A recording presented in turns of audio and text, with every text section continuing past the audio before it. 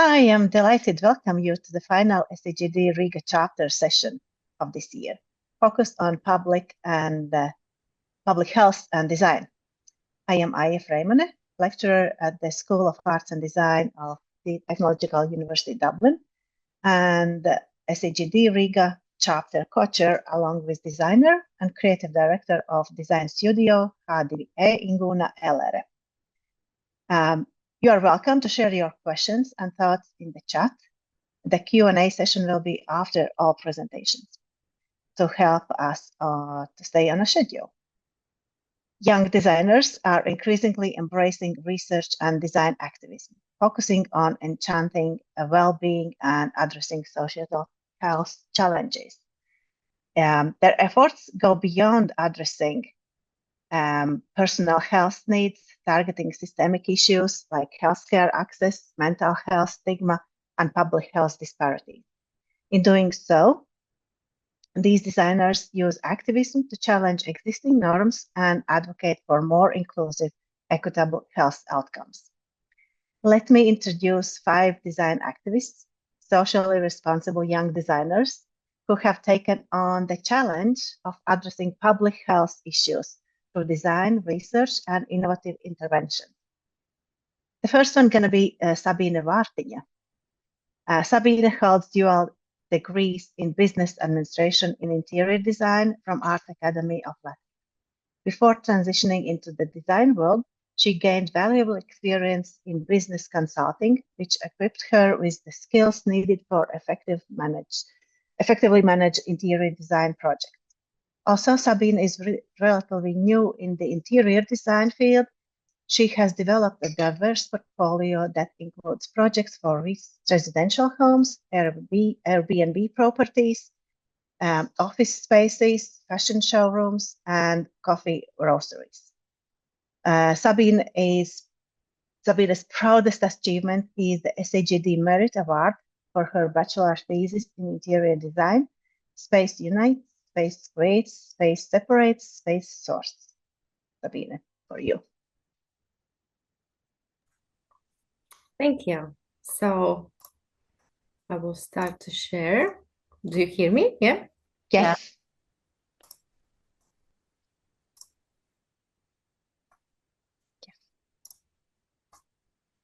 Well, hello everyone. My name is Sabina. I'm interior designer and master student in design in Art Academy of Latvia. Yes, I just want to start by saying a big thanks to SEGD Riga for inviting me here today. I'm really excited to be part of this webinar to show my bachelor thesis project and share my experiences with you.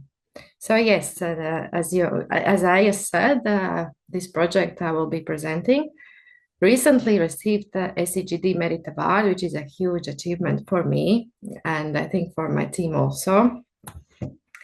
And that's why I want to express my deep gratitude to my project supervisor, Ieva Lukševice. She is on the left.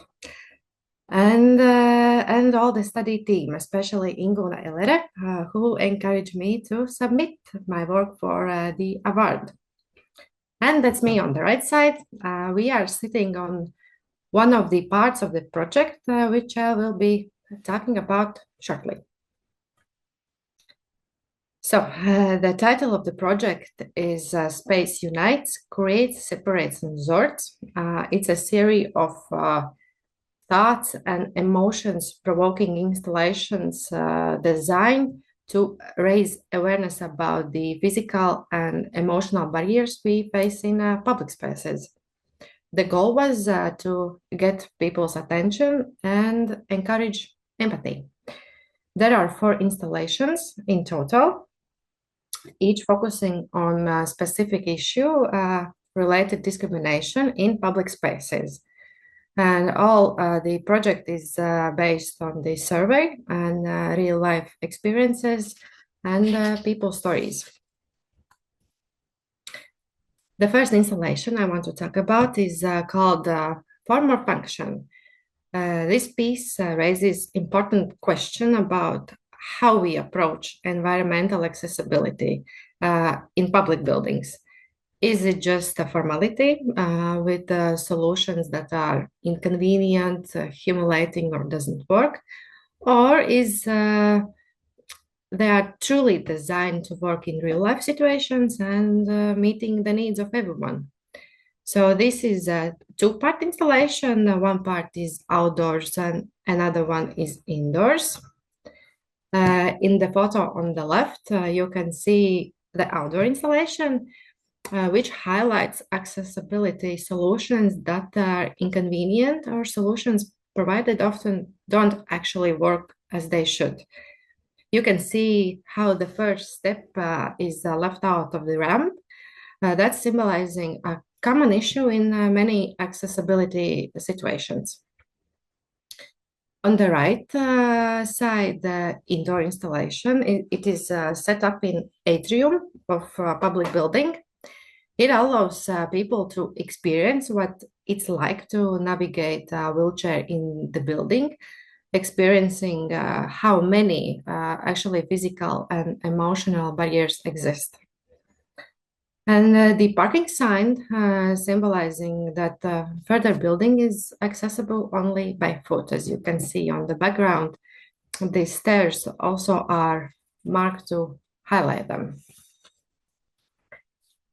The second installation, titled Friend or Enemy, explores how space affects human physical and mental health.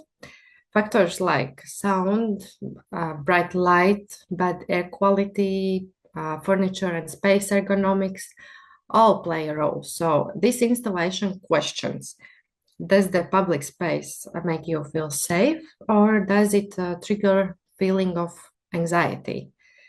And it's symbolically located next to an emergency kit on the wall, as you can see on the picture.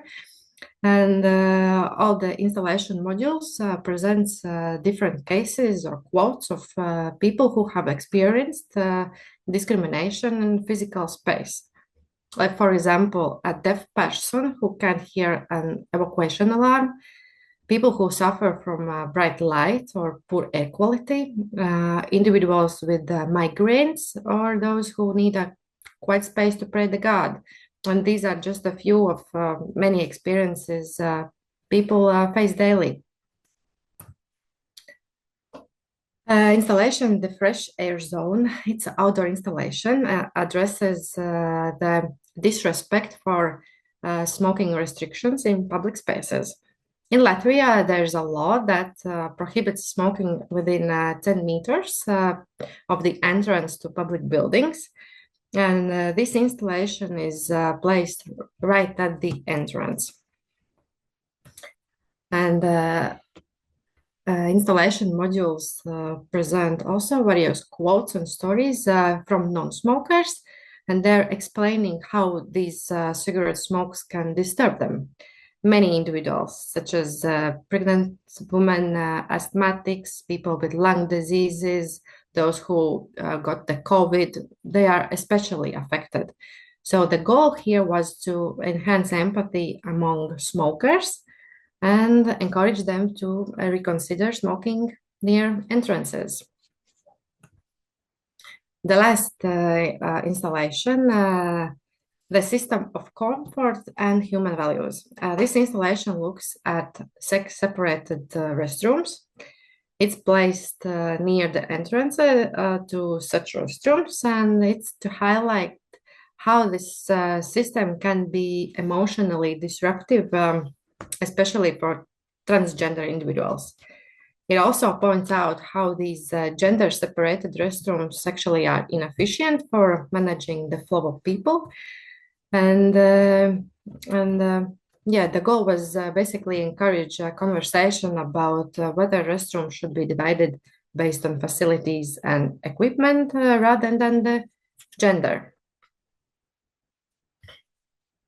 Before I finish my presentation, I will play a short video and share some reflections. But one can I say, the most challenging part of this project was gathering the feedback and seeing people's reaction. And the installation about environmental accessibility in particular resonated with people. I received a lot of positive feedback from architects and designers about how the accessibility issue were communicated. But people responsible for accessibility really try to justify them by telling me how expensive, complicated, sometimes impossible it is to make the space accessible. And the staff at one building showed me a stair lift, but when I asked to try it, I was told it is slow, difficult to use, and it's too complicated process to use it. And there was also a stair robot, but staff said that could be dangerous. Yeah. Several people try out the wheelchair, and actually all installations were physically tested, and people really good interacted with them. Yeah, and the installation one about the smoking also generated a lot of reactions. It was this one, blue one. It was a very good set for meeting point and chill zone. But over time, it was demolished and vandalized. People drawn it, scratched it, left cigarettes, etc., etc. Clear that the installation had become disruptive to smokers, which in a way was exactly the point, so it worked. But in the end of the day, the modules were used a lot by the visitors, also in a good way. Yeah. So thank you very much for your attention, and feel free to ask any questions or comments. Thank you. Thank you, Sabine. So the questions and comments, please, meanwhile, write in the chat or keep at the end of all presentations. Now, the next one, I'm very happy to present Leah Clark. Leah recently graduated with the first class honors degree in visual communication design from TU Dublin School of Arts and Design, where she received an award from the most original thesis. In October 2024, Leah won the Grand Prix at the Irish Design Institute Graduate Design Awards and was also recognized in the typographic design category. Leah received the NDA New Book Blood Pencil Award in London in the summer of 2024. She won the 3-to-3 internship program and is currently working at Red and Grey Design Studio in Dublin. Welcome, Leah. Thank you. Hi everyone. So I will just share my presentation now. Here we go.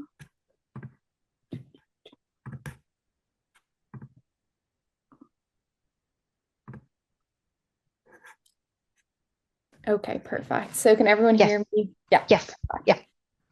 So Aya's already introduced me. But I studied visual communications at TU Dublin, and today I'm going to speak about my thesis that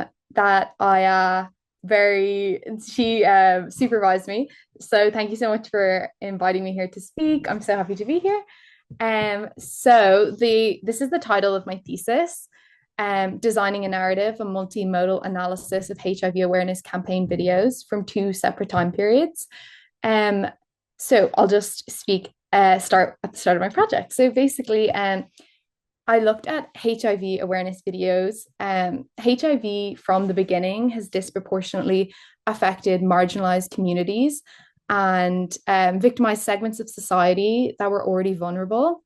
The semiotics and metaphors that became associated with HIV, as Susan Sontag argues, informed the political and medical responses to the disease. To quote Sontag, metaphors and myths I was convinced kill.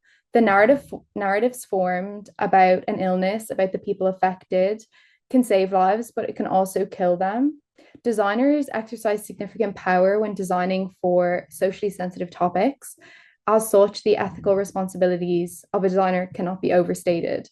This study aimed to explore the formation of narratives in HIV awareness campaign videos, to examine how socially sensitive topics were designed, then informed by the study, recommend considerations for future designers. So I have a few examples of my objects of study. So I examined 8 HIV awareness campaign videos from Ireland, the UK, Germany, and Australia, 4 from 1987, representing the first state-funded campaigns in each country, and 4 contemporary campaigns spanning from 2017 to 2023. So this is the Irish campaign from 1987, Casual Sex Spreads AIDS. This is the English campaign from 1987, Don't Die of Ignorance. This is the German campaign. Leah, sorry. Are you navigating your presentation? Oh, I am, yes. We can't see, so if you do a full screen, please. Let's see. What are you just? It's just paused. Just the first. It's paused. The first. Your first screen slide. sharing is paused. Let me see. Maybe let's stop and start the screen. Yeah. Okay. Yeah. Share.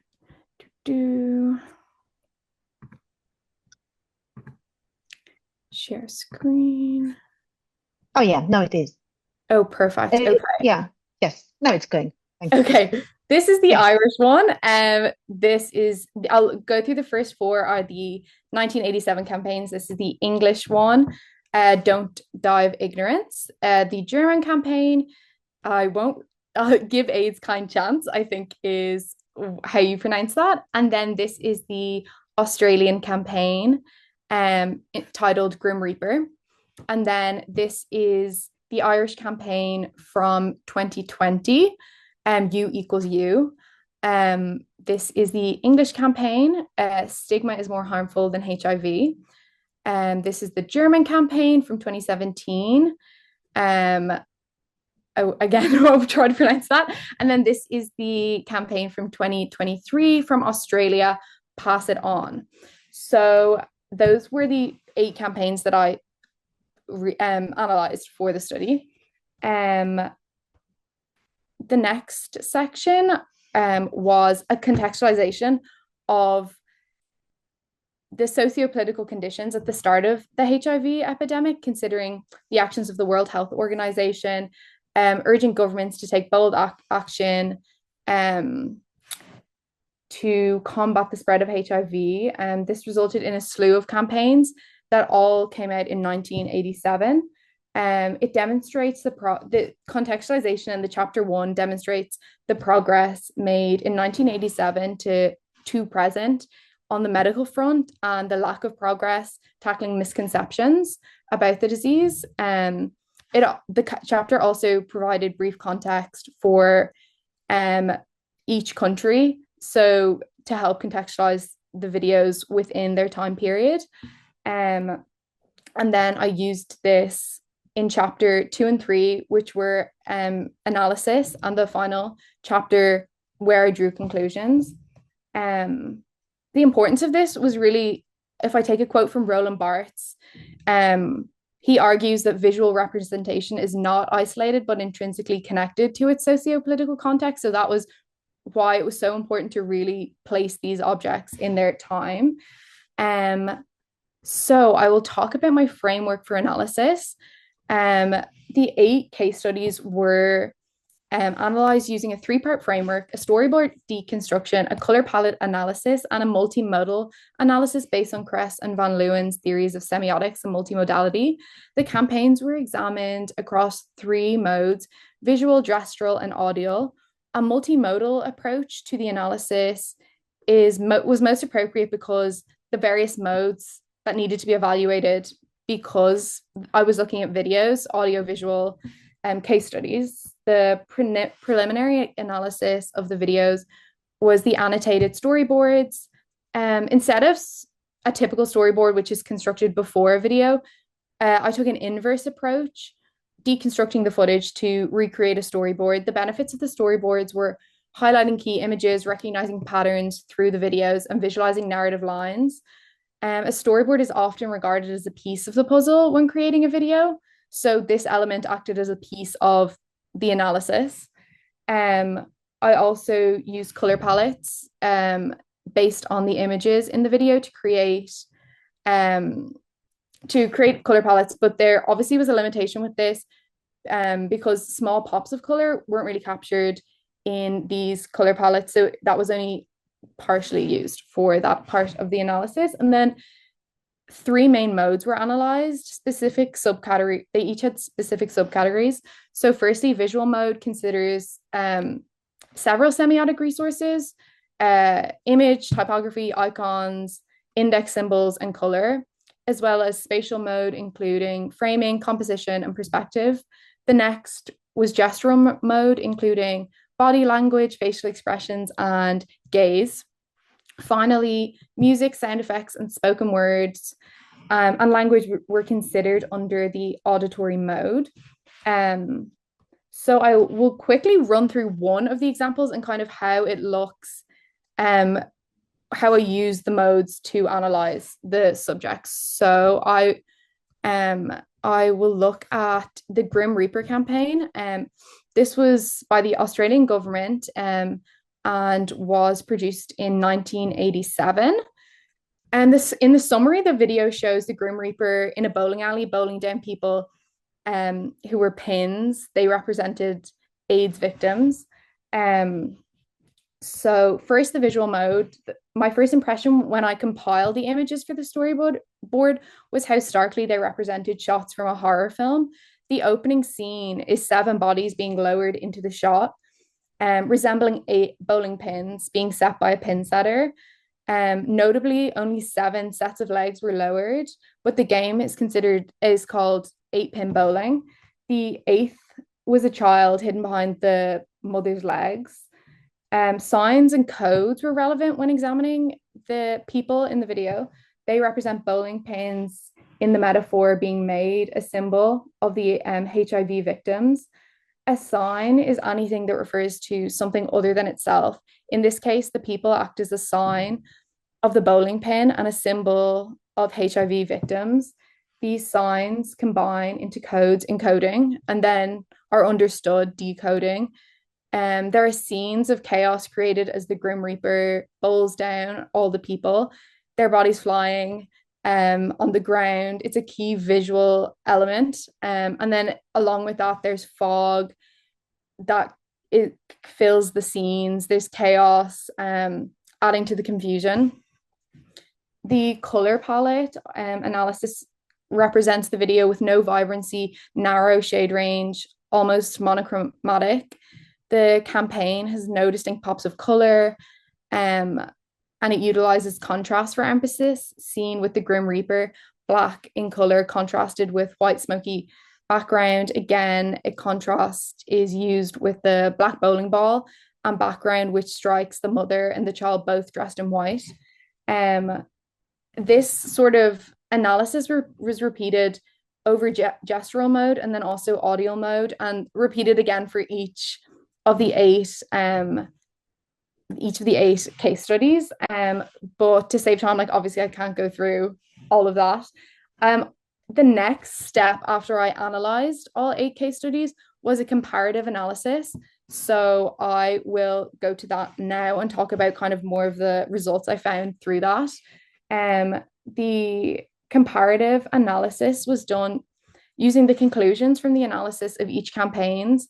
I conducted the analysis between the 2 time periods. I compared them under the same 3 modes as the previous chapter, alongside a 4th mode, the intersemiotic mode. This mode is how all the visual, gestural, and audio components combine to create narratives. These narratives are the meanings and messages at the heart of each campaign. For the purposes of time, I will only touch briefly on the conclusions drawn and the narratives outlined. Firstly, the death narrative.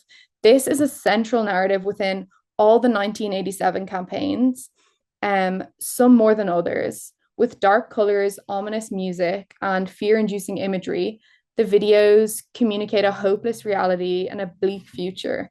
The Australian video, for example, said, if not stopped, it could kill more Australians than World War II. This fear-mongering statement evokes the recent horrors of World War II and suggests that this could result in a higher death count. This statement, sanctioned by the Australian government, holds weight, making it feel inevitable.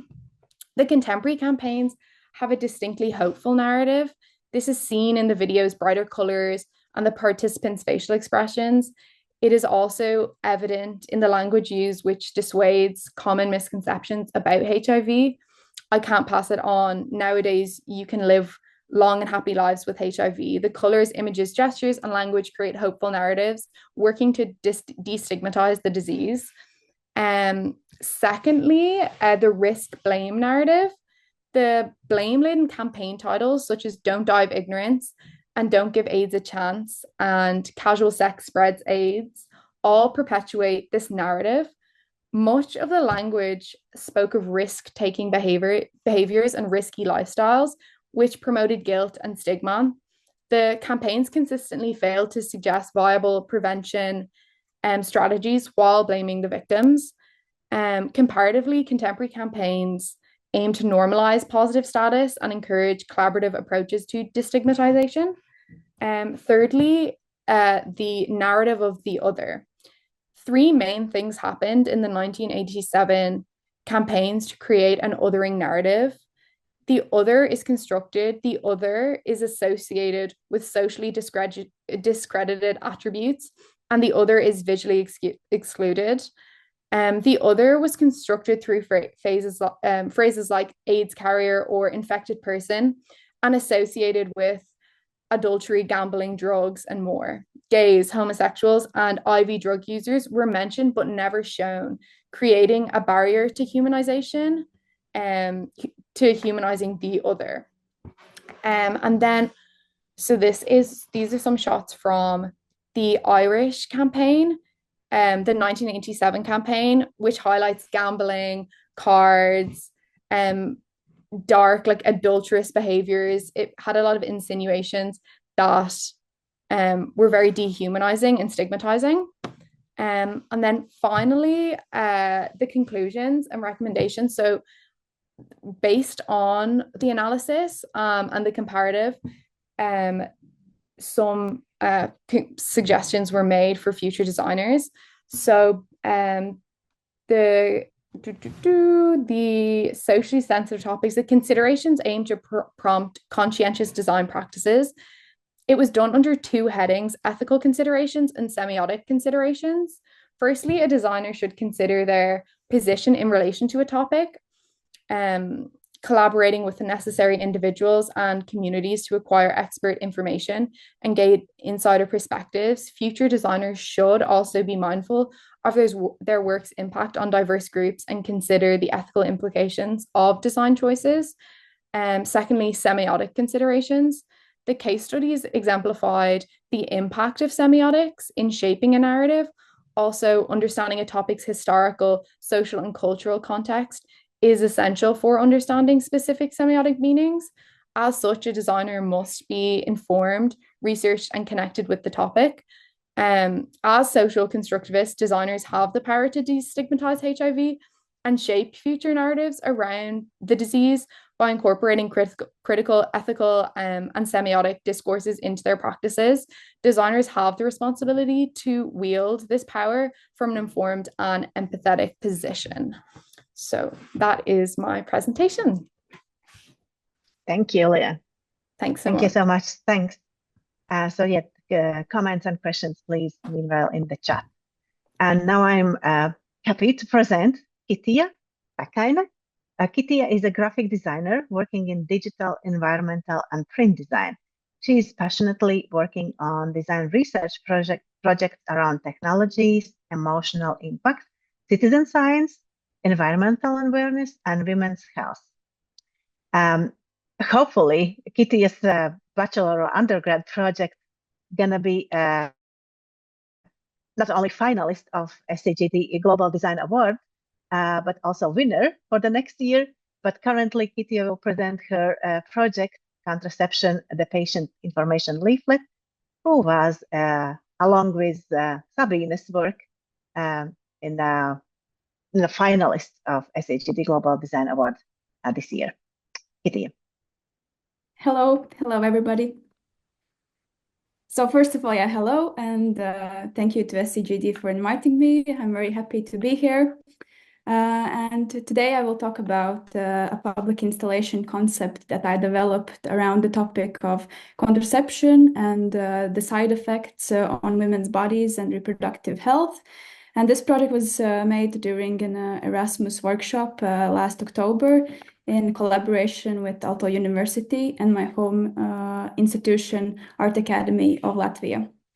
I want to talk about this topic because not everybody is aware about the side effects of hormonal contraception on women's bodies and reproductive health.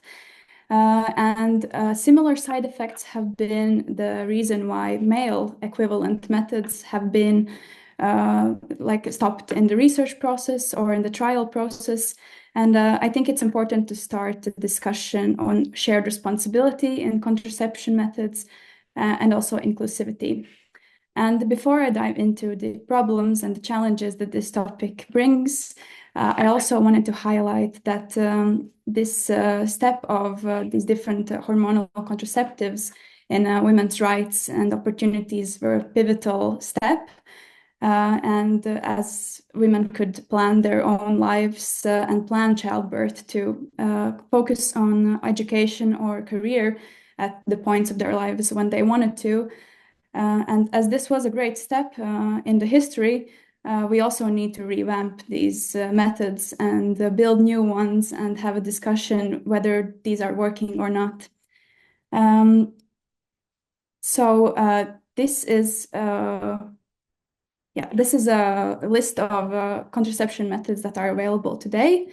These are taken from the Planned Parenthood website. And when you look at those, it seems like we should all have something that works for us because it's a load of methods, right? But if we divide it between the sexes, only a few of them are made for male usage in male bodies, and most of them are made for the female reproductive system. And if we specifically look at different types of methods, these highlighted ones, which is a big part of those, are hormonal contraceptives, which means that additional or synthetic hormones are introduced to the female reproductive system to manipulate the menstrual cycle and thus prevent pregnancy. And these bring some side effects with them. These are just some of them that I've highlighted, and I want to also mention that not everybody experiences these. But if I can mention some, these are nausea, missed periods, weight gain, and mood changes, which happens quite commonly. And then some less common ones, such as depression, blood clots, and even cancer risks. And these are just a few of them. This is a part of my installation, the patient information leaflet, where I list all of the side effects that I gathered from World Health Organization, from Planned Parenthood, and other health websites and resources, and an actual patient leaflet as well. And it's a big list with a lot of different criteria, such as very common ones, less common ones, and rare ones.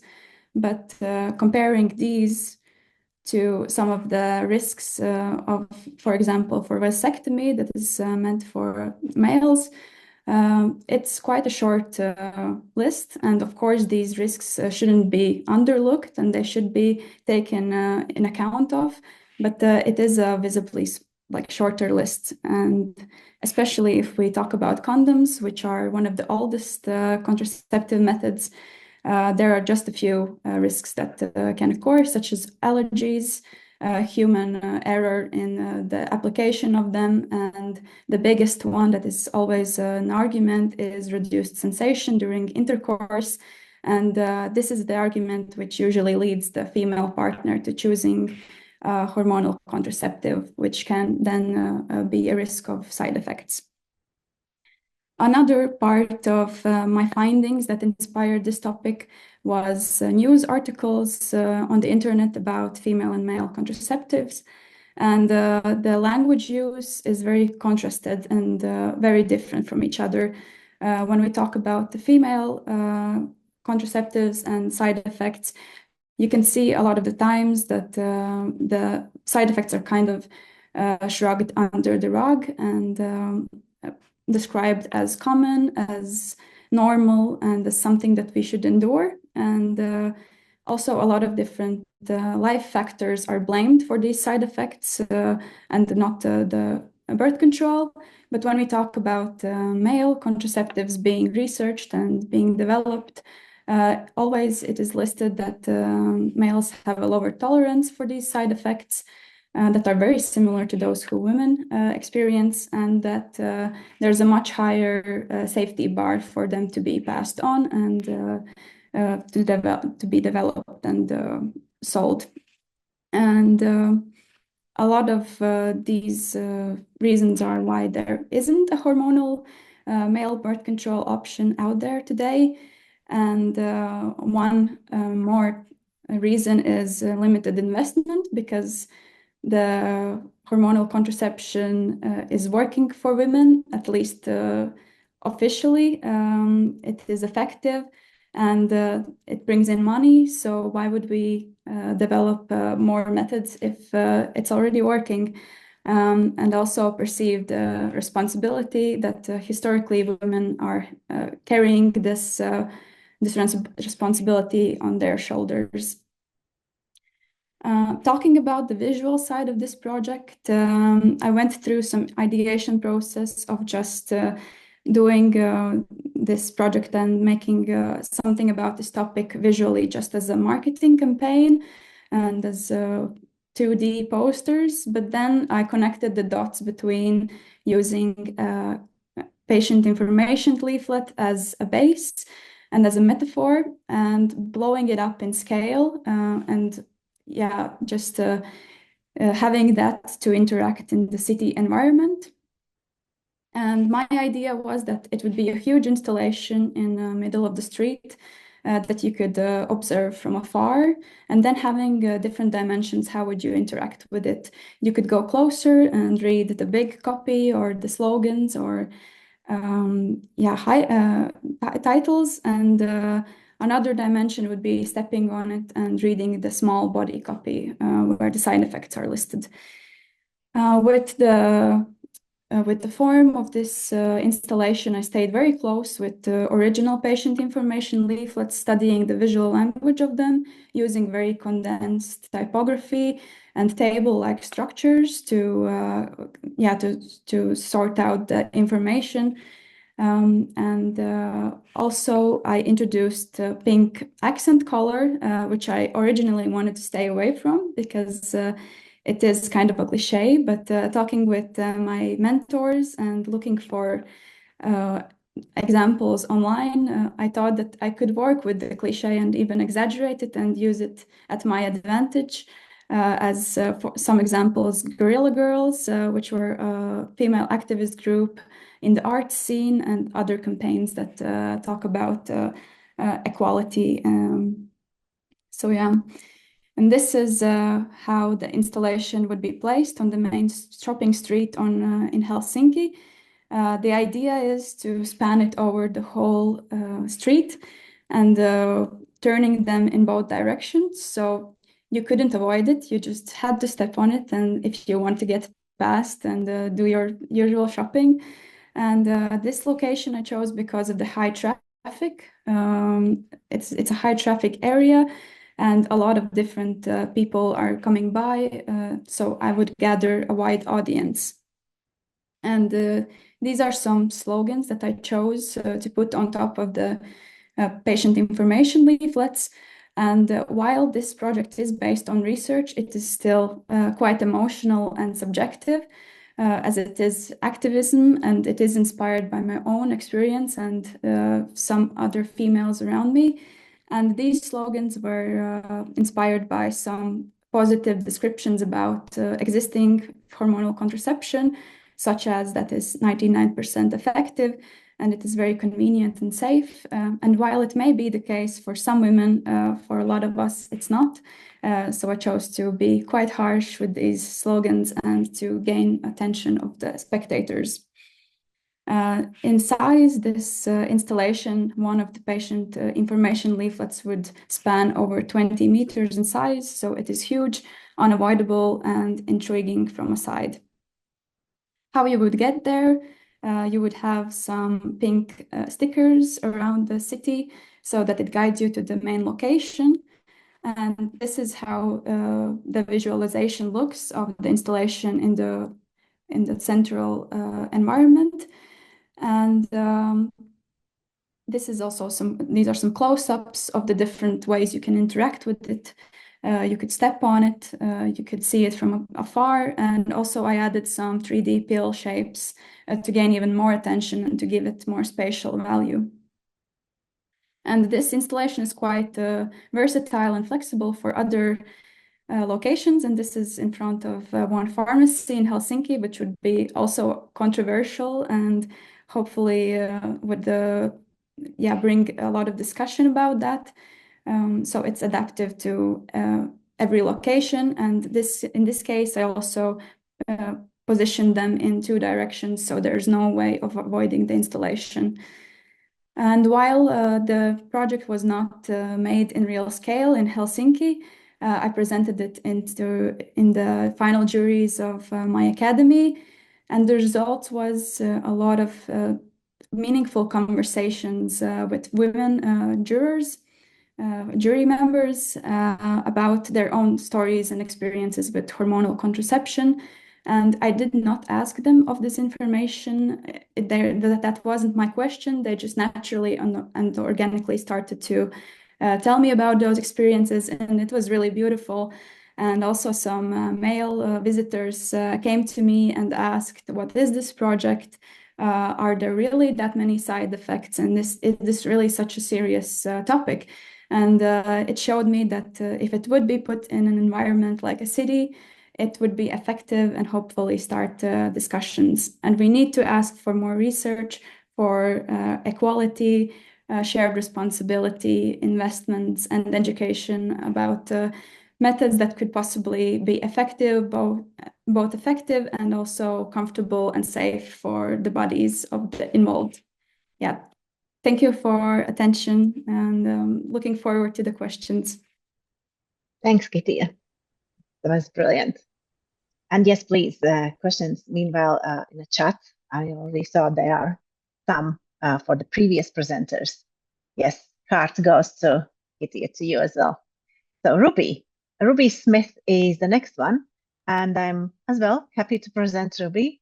Ruby recently graduated with the first class honors degree in visual communication design from TU Dublin School of Arts and Design. Her thesis, Vaping Companies Targeting Youth Through the Use of Visual Communication, received the Thesis in Studio Award. Currently, Ruby is working as a junior designer in New World. So Ruby, please. Hi, thank you. I'll just share my screen now.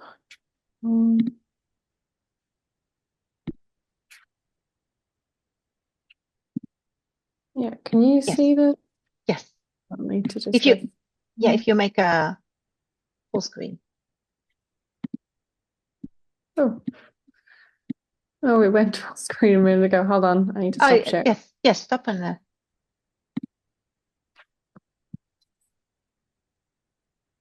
Oh. Sorry. And we have time, don't worry. Just take it slow.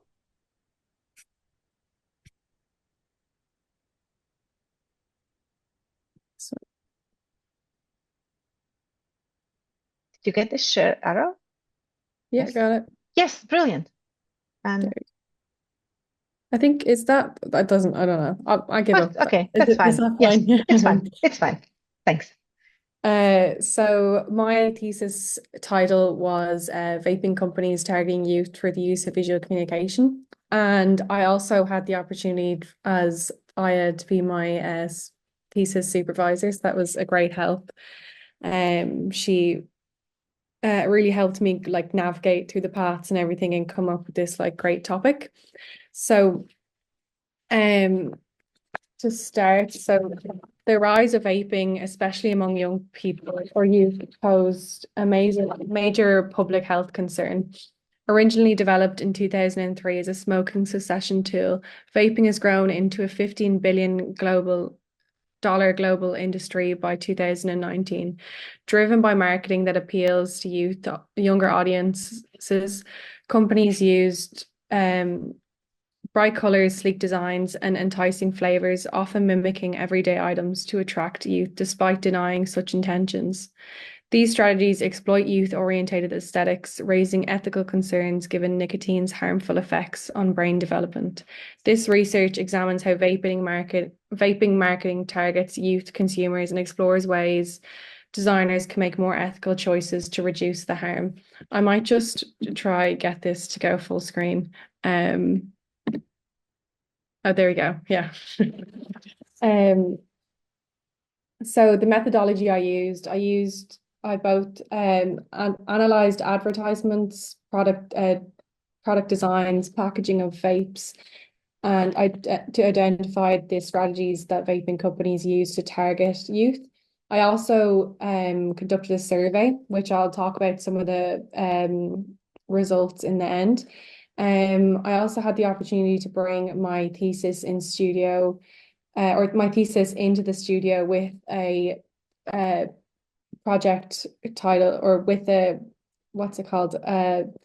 class called Pieces in Studio, where we like brought our thesis topic and made it into like a visual language, more or less. So to start, I'll just talk about youth as a target audience. So vaping companies have come under a lot of scrutiny recently for their marketing practices, and for good reason. These companies are not just selling the product, they're trying to create lifelong consumer bases. Adolescents as a group are incredibly valuable for marketers because they represent not only current buyers, but future ones too. If they can hook young people early onto nicotine, they've created a loyal customer for life.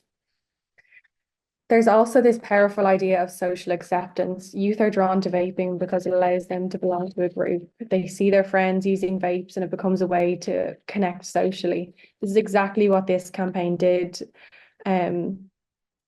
This campaign called Vaporized, it was Juul's campaign in the United States. They deliberately used bright colors, young models, and social settings like parties to sell the idea that vaping is fun, trendy, and must have for these kinds of social moments. As you can see here, these ads featuring teenagers and young adults with vapes clearly visible in their hands, reinforcing the idea that vaping is part of the cool crowd. So moving on to social media, you've probably noticed how much time young people spend on Instagram, TikTok, and Snapchat. These platforms are huge in youth culture. Vaping companies have jumped on that, and many studies have found that 90% of youth use at least one social media site. Vaping companies have been quick to realize this and know that that's where they need to be. Influencers on platforms like Instagram and TikTok are often paid to promote vaping products. Despite recent bans on vaping promotions, these influencers are still finding ways around the rules, subtly promoting vapes by using different hashtags or altering words to evade the censorship. For example, using the @ symbol to replace the letter A in words like vape to avoid getting their content taken down. As a result, vaping content continues to flood youth-centric social media spaces. TikTok is another platform that drives this, with over 1.6 million users worldwide and nearly 30% of them under 18. It's a global or goldmine for marketeers. Over 800 vaping related videos on TikTok presented vaping in a positive light, often using humor or trendy challenges to make vaping look cool, harmless, because TikTok doesn't restrict videos by age. A lot of youth are seeing this content which influences their perceptions on vaping. And you can see here he uses the @ symbol in that as well, to try not to get demonetized and get his video taken down. So this is examples of kind of, using vaping in lighthearted situations. The role of packaging in advertising to youth. The way vaping products are packaged plays a huge role in attracting youth consumers. Many of these products use bright colors, eye-catching designs, and sweet flavors, which are typically tailored to youth. If you think about it, vape packaging often looks like sweet wrappers or juice boxes. It's no coincidence. Vaping companies use vibrant, highly saturated wrappers or colors, to capture attention and imply intense flavors. These bright colors are similar to those used in sweets and toys, making them particularly attractive to younger audiences. Their lighter colors suggest accessibility, aligning with the disposable nature of many vapes. Vaping products come in a wide range of sweet and fruity flavors, from cotton candy to mango. This makes them more appealing to teens who might find the taste of nicotine in its pure form too harsh. Interestingly, this is a direct response to the fact that sweet, fruity flavor products are incredibly popular with young people. Through my studies, I found that these flavors are the primary reason many youth start vaping in the first place.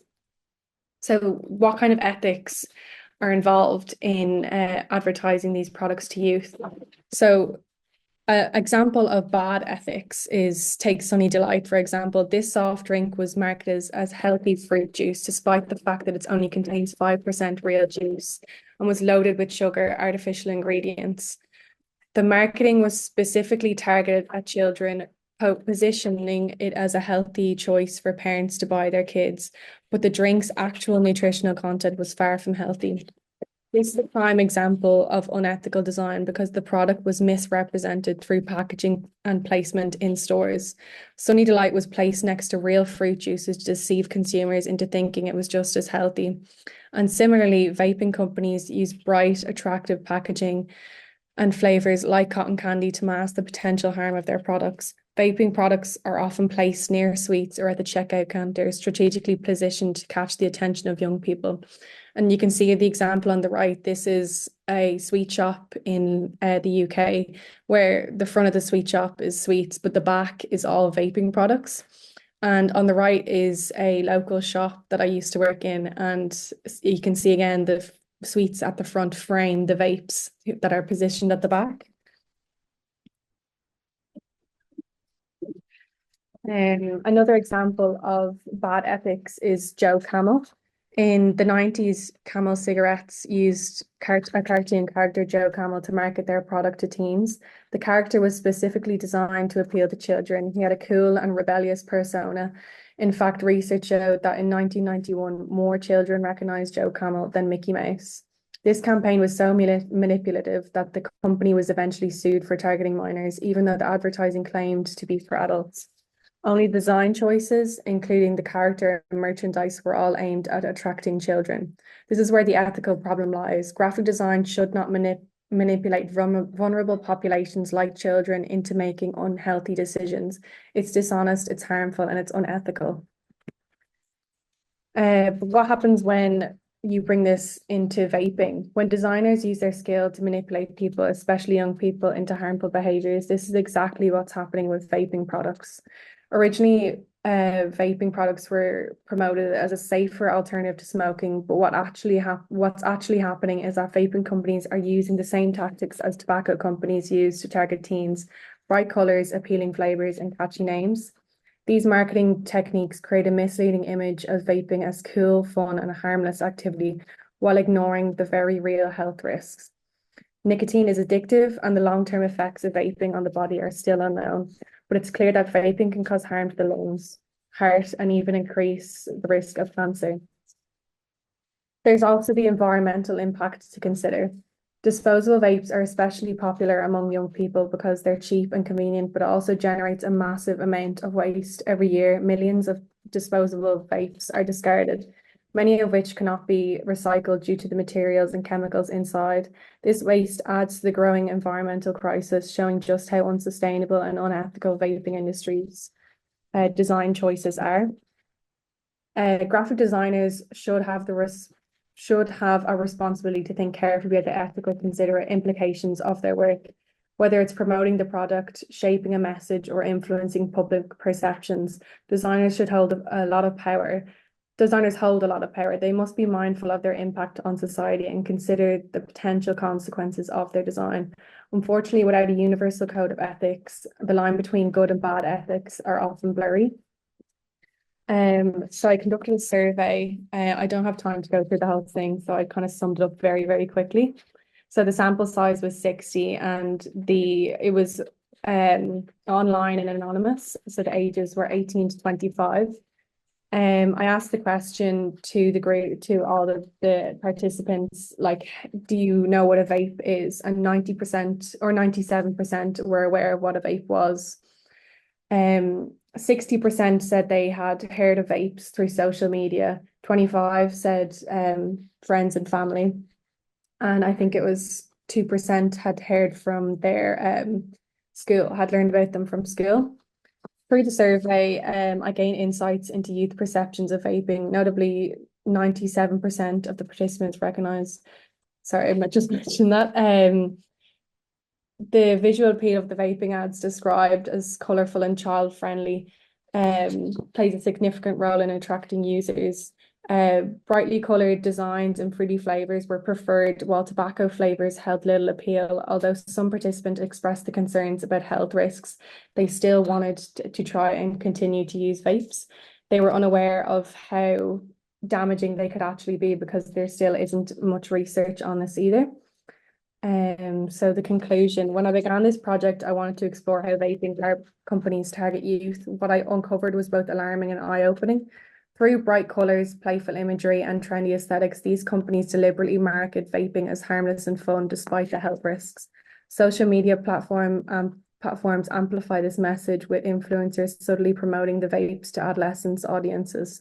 My research revealed that young people's opinions on vaping are heavily shaped by visual design, bright colours, enticing flavours, and clever packaging.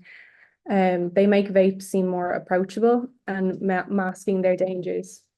Designers hold a significant power in shaping public perceptions.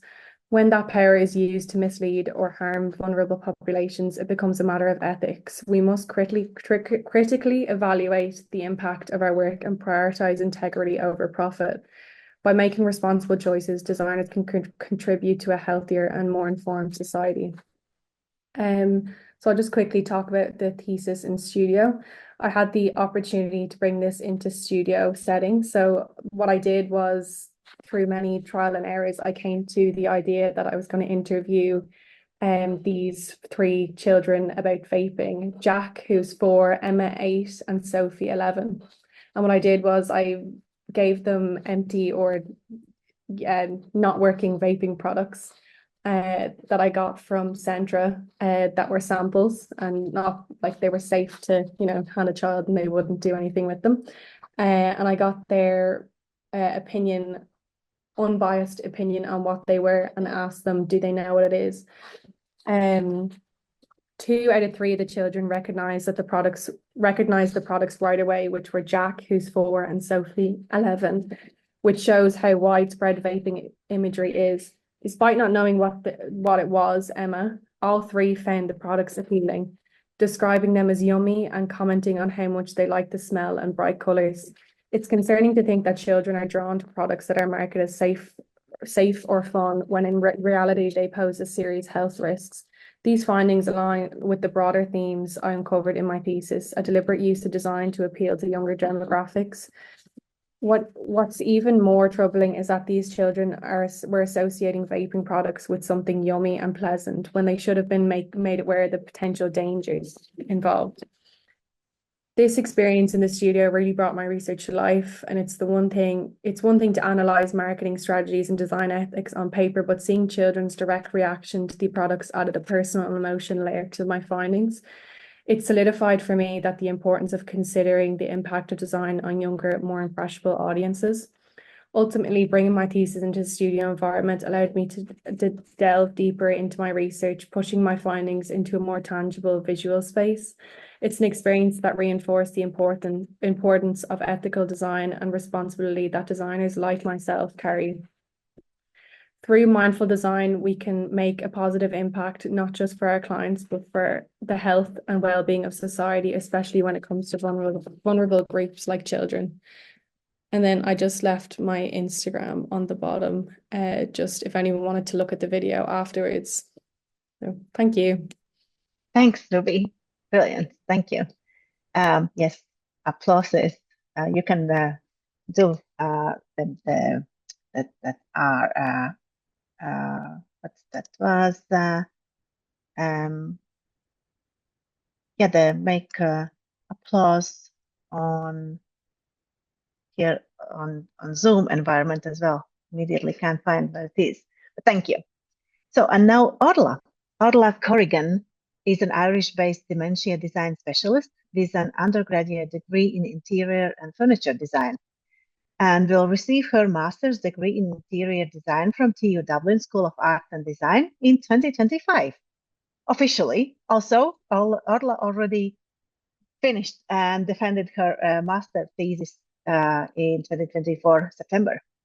Previously based in property development and commercial interior projects in London and in Dublin, since 2020, Orla has worked in the Irish healthcare field as dementia design specialist, undertaking multiple courses and masters in design for dementia. So, Orla, now it's your presentation.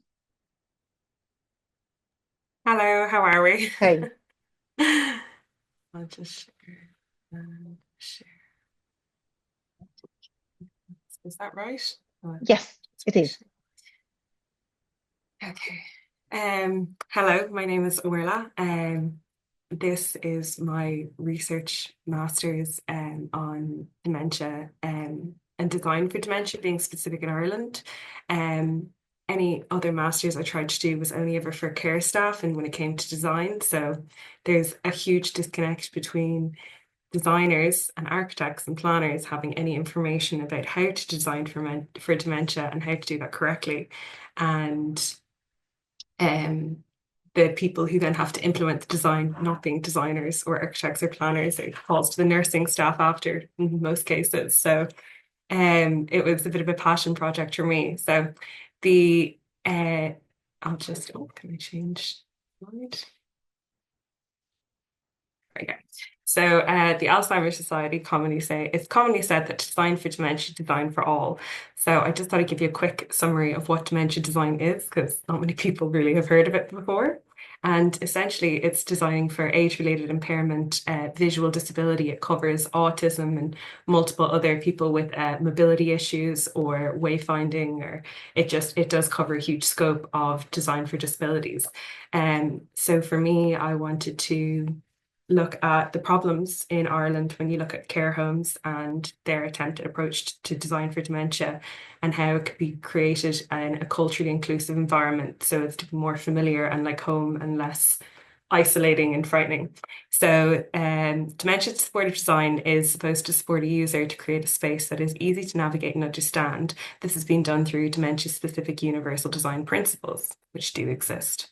However, without considering culture and identity, a space will fail to do this as it's not familiar. So you can use universal design, but if it doesn't relate personally to an individual, it's very hard to understand. So dementia design principles can be summarized quite easily and, avoiding risk of falls, making somebody be seen, managing noise levels, things you would for somebody with autism, managing stimulation, supporting movement, so that wandering would be a big part of dementia when you wander and have flow. Provide human scale, so things are realistic and not unrealistic and feel familiar. And then to create a place that is familiar and to provide a variety of places alone or that they can integrate with others. And then to provide a variety of places, within the community, outside the community, and within the space and within their own space.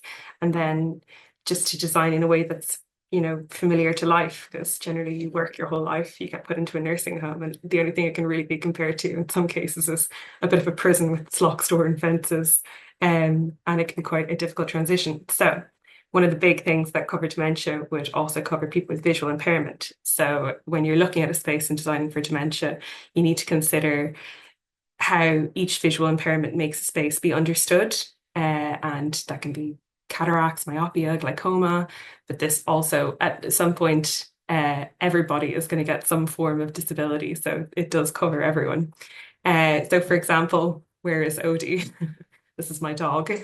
He's hard to make out because he's the same color as the surroundings. So one of the big things with dementia is you get people saying you need pink, blue, red, green, and they'll be able to identify the colors. However, if the colors are all the same tone, as in light, you won't notice 5 different shades of pink, blue, green because it all appears the same in black and white. Same with the mid and same with the dark. So you need 30 units of light reflective value between colors for somebody to be able to identify them. And I did a little experiment with textures and fabrics and how they show up. So if you take a photograph in black and white, you'll generally be able to work out if somebody with some form of visual impairment or age-related impairment can work out. So if you have a chair that's all one fabric, it can be hard to work out the arm to the back to the seat. So you need to use a high contrasting fabric to differentiate. If you have a large bold pattern with a lot of colors, it can appear very disorientating. So it's a matter of, you can put it on the back where it's not as noticeable, but where you want the seat and the back to be, it needs to be very clear. And they also need to define themselves from the floor to the walls so you can make out your space and clearly understand it. Larger patterns are less confusing. It's one of the things we found. And what are the issues faced with nursing homes in Ireland? So they tend to use this cookie cutter design that's used whether you're in America, whether you're in, Portugal, whether you're in Spain. The building is relatively the same and it's just a cookie cutter. So it's in no ways culturally inclusive or familiar. It's moving into an odd hotel, essentially.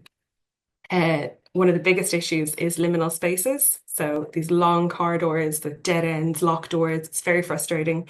You can imagine if you're moving into a space that isn't your home and you're suffering dementia and not knowing who you are, where you are, that's very frustrating, very confusing, and very worrying.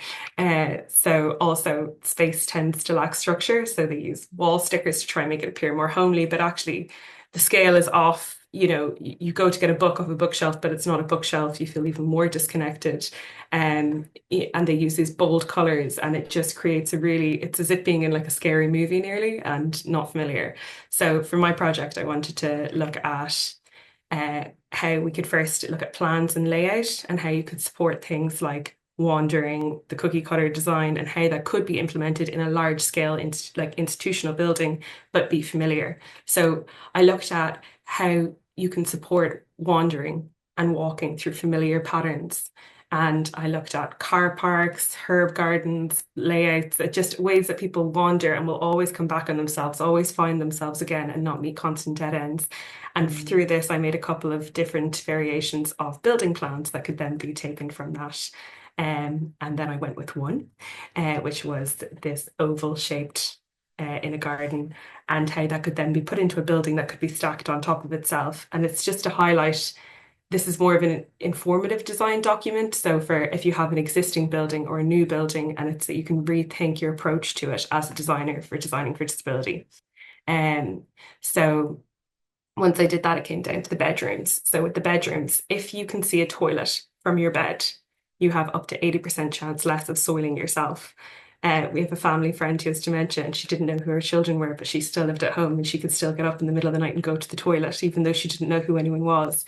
So I did a few kind of different variations of bedroom layouts and how these would go into each of these designs that I'd done for variations of nursing homes, and worked out the best way to be in a bed, be able to see a toilet, have privacy if someone's coming in the hallway, and be able to look out a window, because if you're bedbound, you really want access to a window or outdoors.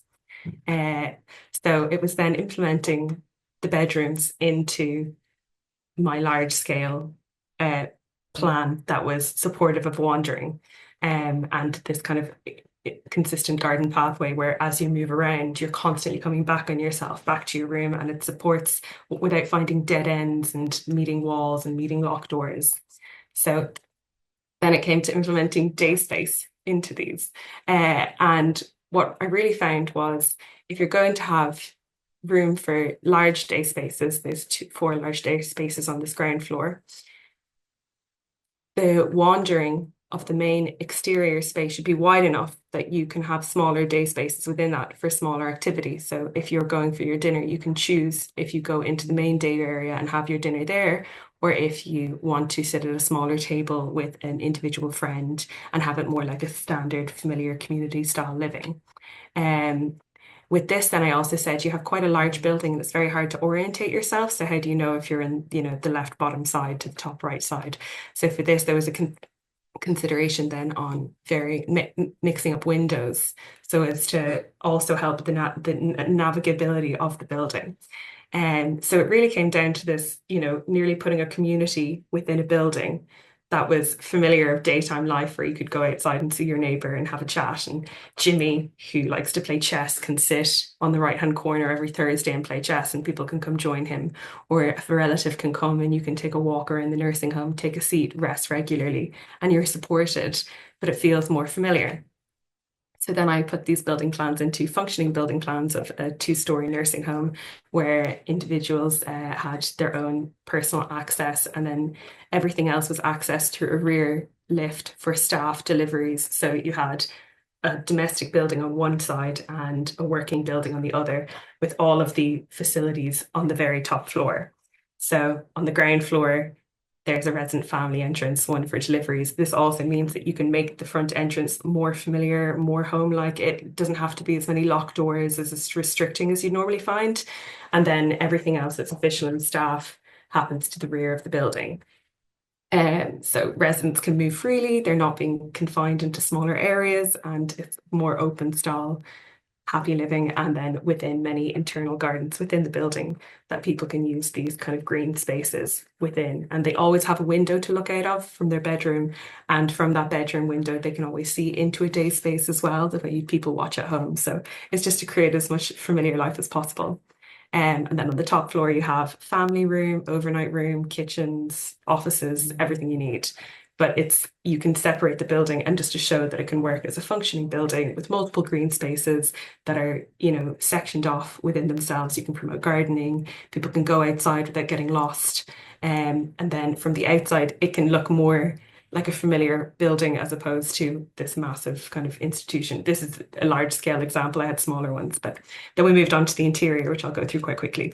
So for interiors, we were trying to support familiarity, homeliness, and then culture and identity within the interior. So I was looking at Irish interior and what defines Irish interior, what makes you think, oh, that's very Irish. So I looked at play sets, film sets in Ireland. What do they use? What are the key elements that keep repeating themselves continually? And from that, there was things that narrowed themselves out. So texture and fabric, the use of, there's always like individualistic doors. We love it in terms of finding, I'm the green door in the estate where all the houses look the same. A connection to nature is really important. There's always a dresser. It doesn't matter what style of or period it is, there's always some form of a dresser. Display of delf and pictures, and there's paneling. Paneling is used everywhere in different formats, whether it's on the ceiling, whether it's on the walls. The hearth and home is huge in Ireland, but it's also fire is innately brings us back to feeling safe. So in all nursing homes, all the staff have always told me, even if there's a fake plastic fire turned on, residents will gather around that, not the TV, because that to them is what's homely. And then use of natural materials and just simple functional furnishings. So I looked at the dresser and said, well, how can we integrate this into this clinical in hospital environment and make function with the two? So one kind of informed the other. So this use of a dresser, you have to have wash basins in a hall so that staff can wash hands individually, and residents can and visitors can, to keep hygiene up. So in Ireland, we've always had integrated wash basins. So why not integrate the two? And I came up with a few prototypes of just showing how you can take a standard hospital sink unit with boxing and just even put a unit underneath it and make it feel less clinical and a bit more familiar and home-like, and just remove that coldness into the design. Or have sinks, with hand soaps and gloves flushed down into the units, or functioning foot pedals underneath that work. And that. And then another thing is the nurses' stations. So nurses' stations are actually kind of frowned upon in good dementia design, because it disconnects the staff to the residents. You're meant to fill out your patient reports when you're next to the patient, and it promotes this kind of sense of it's not home-like, it's very clinical, it's very separated, you feel like you're in a waiting room. And even in nursing homes, residents congregate around them as opposed to the living spaces. So integrating the nursing stations into lock and key cabinet units that can just appear as part of the actual furnishing, and once again take it away from this clinical feel. So you can have it's just a simple, I did a few designs for how to do simple units with your staff working area that can be closed off and locked away, or even just patient files, information there. And then also how the front of those can be paneled with, fake bookshelves or Delft display as you'd find at home. And then even just looking at attachments you can put onto existing furniture for nursing homes that aren't being new builds, that can also cover changing your design there. Medicine cabinets, lock and key cabinets, once again using dressers that are lock and key within medicine cabinets. People aren't bumping into them, they feel more familiar. And then also for storage of activities. So in most nursing homes, activities are dictated by staff. They will say, we're doing this activity in the day room at this time. Whereas to have units with knitting, puzzles, whatever, that people can go independently and integrate with is really big. Then I looked at doors and the use of doors. So one of the issues is these liminal spaces, long corridors, the same repeating doors they use in horror films all the time, hotels, where it's these long corridors. Whereas in Ireland, we've always had individualistic front doors and we've always color coded. So they do currently use stickers on doors, and they use the same door and 5 or 12 different colors and stick them on. And each resident's supposed to remember if they have dementia, whether they're blue or green, even though it's not familiar to them. So my theory is, if you're paying to put a sticker on a door, why wouldn't you allow somebody to take a photograph of their existing home door, or have just an online database where they can say, oh, that's my mother's front door. And as they're wandering around, they will always find their own door again. So it's this kind of idea of these long corridors done in these different styles, but each front door represents somebody's, and it feels more like home as opposed to the same sticker in 15 different colors. Next went on to windows and how windows have been used.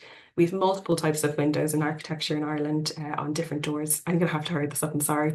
But it's just how we've used stained glass, and how, once again, the windows, like the doors, can be reused in different sections. So you have one style on one wall and use picture windows to break them up, and another style on another. So you know which side of the corridor you're on, and also the shadowing that creates.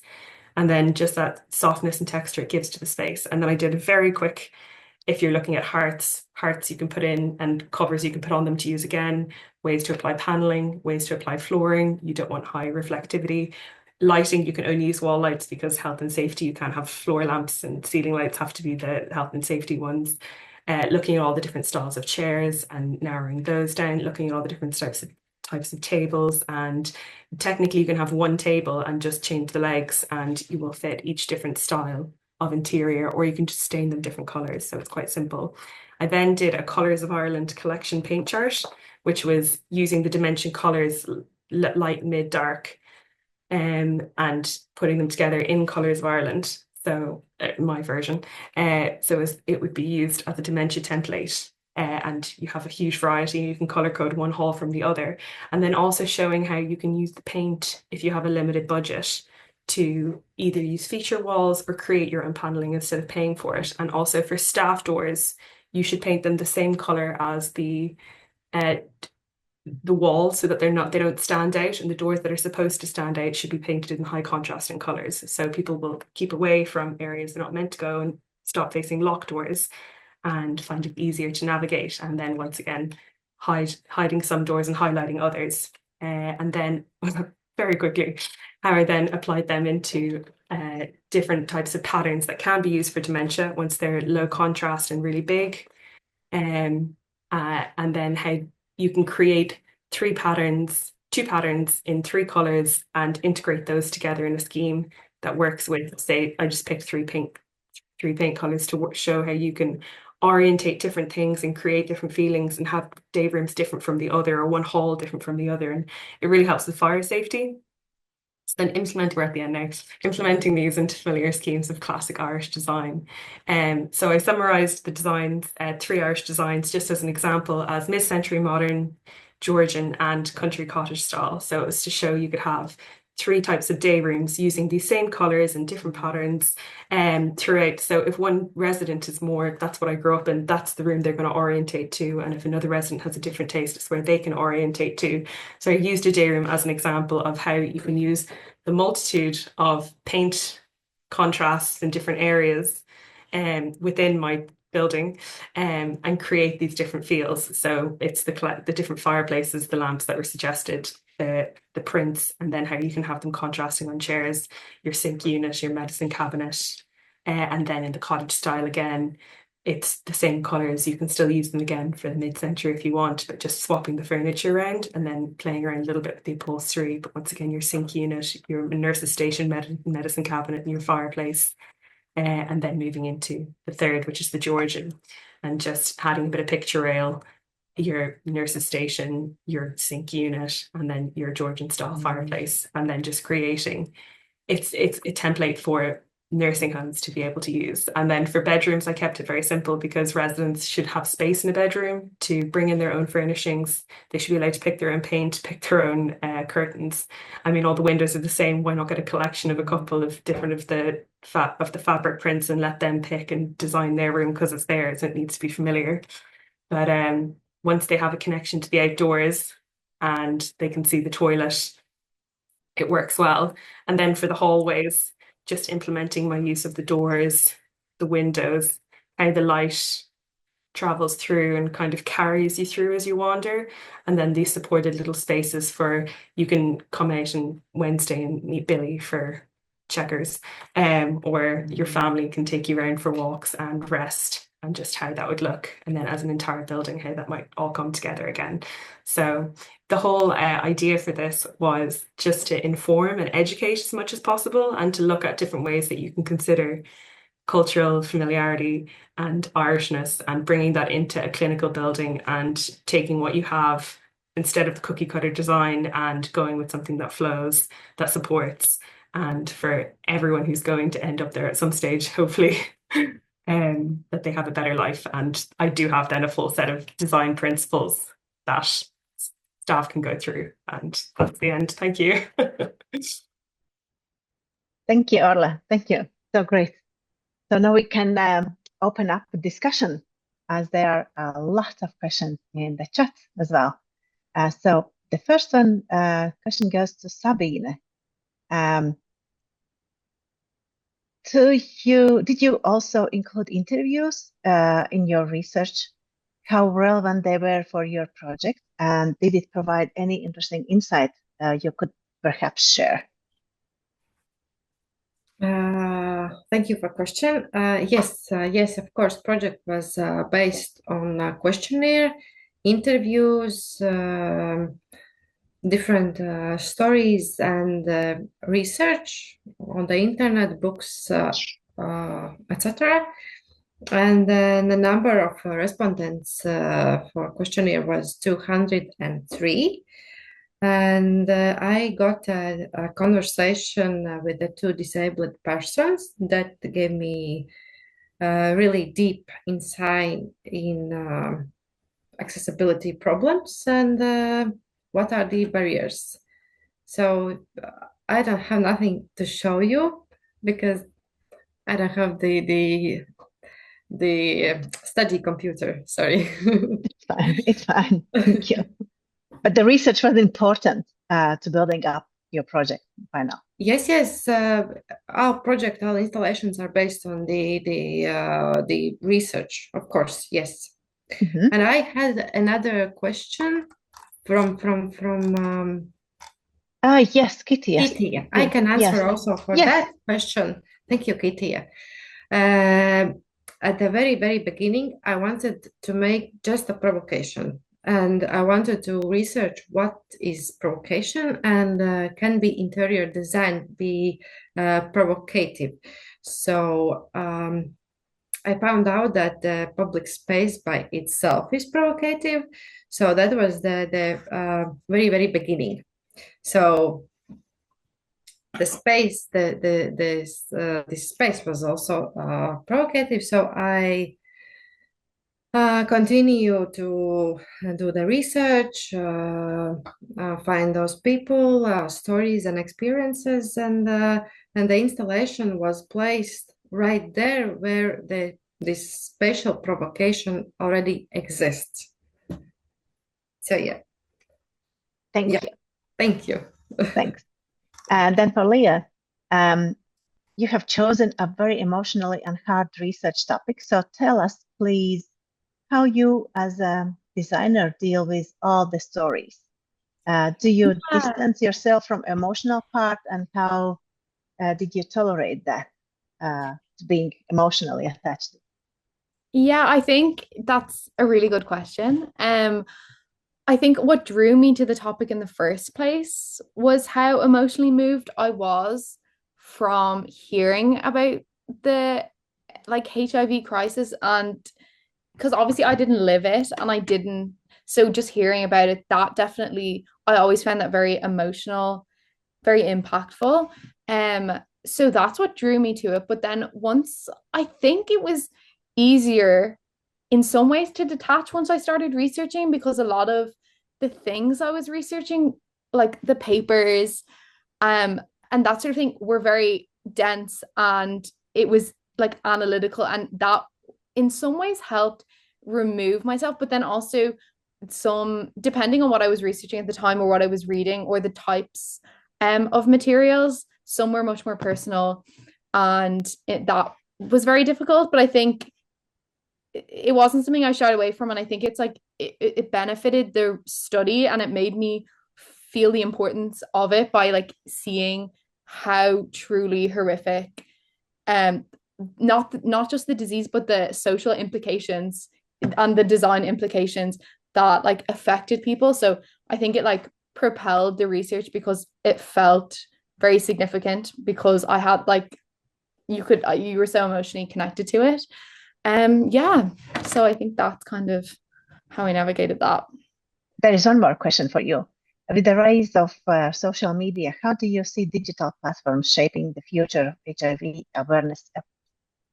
Yeah, I think that's a really good question. And I think it's something we spoke about through the research project, just like even trying to find examples of current contemporary campaigns.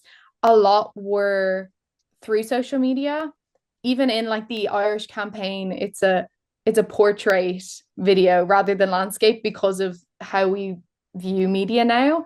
I think it will be good. I think one of the huge issues with the campaigns, the original campaigns, was the dehumanizing impact, and the fact that like now in through social media, comments and people making their own awareness videos will really put like the human aspect back into it. Obviously with social media, there's always, it's less like censored, but I think if you look back at the older campaigns, the government was producing these highly problematic and insensitive things. So it's not like we can trust necessarily like larger organizations or more oversight to produce like well considered campaigns. So I think it's good.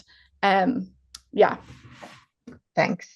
And now, Ruby, how might plain packaging rules for vaping, like Norway flavor bans, and natural design affect marketing and consumer appeal? So that's Well, I think it's very similar to like how tobacco products have been treated like cigarette packaging, like cigarette packaging in Ireland, like the sales are at like an all-time low.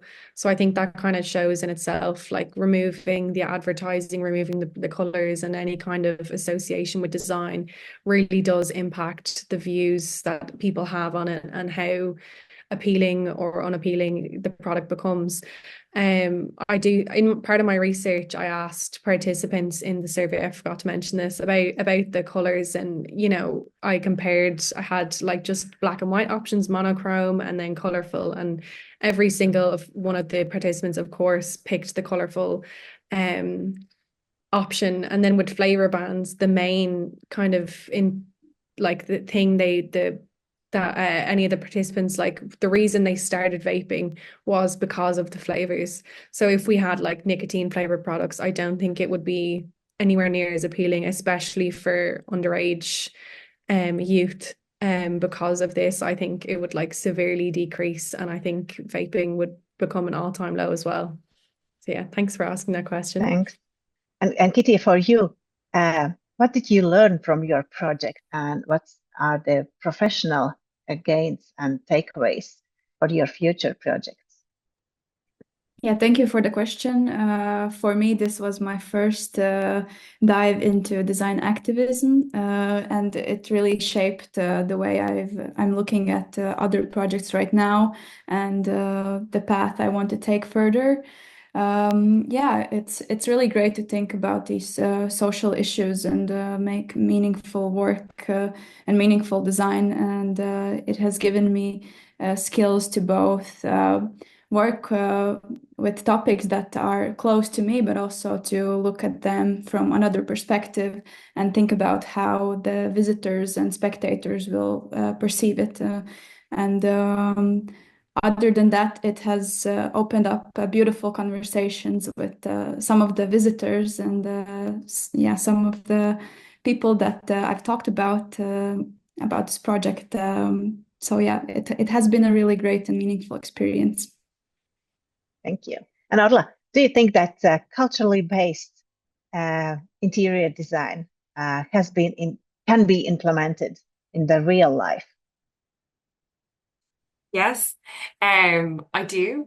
I think when it comes to, so the collection of my research there, I'd actually put it into a little booklet just for people so that it was if you were in a nursing home or in a daycare center or even looking at public space and trying to make it more dementia specific and accessible, but being culturally familiar and having that kind of sense of what design is Irish and what needs to be integrated. And I think that the biggest challenge within that is it's quite broad. So everything I've done, it's more indicative of what can be done and what's possible, and that you can look at familiarity and put it into architecture and layout. You can put it into furnishing. You can use color schemes the same way as they do design schemes that can be repeated in variations for more than one, room, but still have a sense of what's familiar and cultural. There is a brilliant comment that after your presentations, there is a hope and there is a future for social issues. But still, the last question for all of you. Why do female designers often prioritize addressing social issues and public health through their work more than male designers? Why do you think so?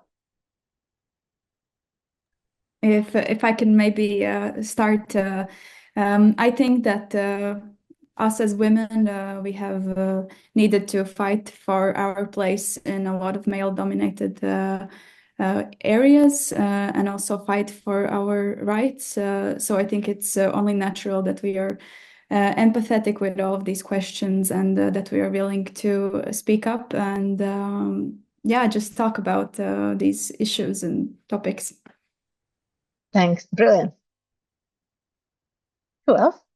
Do you have idea why it could be? For me personally, it comes down to like having a feeling of purpose in my work, and that holds a sense of social responsibility, and I think it's something I always carry with me. If it's not serving more than just myself, it feels like it's lacking in something. And then I think potentially for women, it's the multitasking nature that we see quite often who juggle the wider span of work and home and having more responsibility. So thinking of others more as they do that. Thank you. And yes. Yeah, just add on to that as well. I think like historically, like we've often been impacted by all of these issues in healthcare, gender equality and accessibility, like the whole everything we covered today. So I think this kind of drives us to use design as a tool for advocacy and change because we've had to deal with it like throughout the past. Thanks. Sorry. Do you want to go? Okay. Well, I think if I even just look specifically at the topic that I was researching, and when you look at in the height of the HIV epidemic, women and especially like lesbians were at the forefront of helping gay men who were one of the most like vastly impacted groups. And I think there is always like a drive for like a reoccurring theme of like women being social activists and like making change for others and always like protecting like groups outside of themselves, and maybe like the inverse isn't always true. I think even with like lots of the debates around female autonomy and the reproductive system, and maybe not seeing the same kind of camaraderie or support from men that men may have experienced in the past in different situations. So I think there is definitely a pattern where we see this happening. But I'm not sure. Thanks. Yeah. Okay, I can add. I agree with you all, but I believe also that many male designers have such priorities. But answering the question, I think it depends on natural qualities that women have, like empathy, emotionality, sense of duty, desire to care, and that could be also connected with motherhood, also maybe. Yeah. Thank you. And I highly encourage all of you submitting your projects to SEGD awards for the next year. I think Sabine would agree to give a try and to win one more awards to the other projects as well. So thank you for being part of today's talk. And yes, that was a brilliant session. And definitely we will continue to talk about public health and rising designers. So you were the first one. Thank you.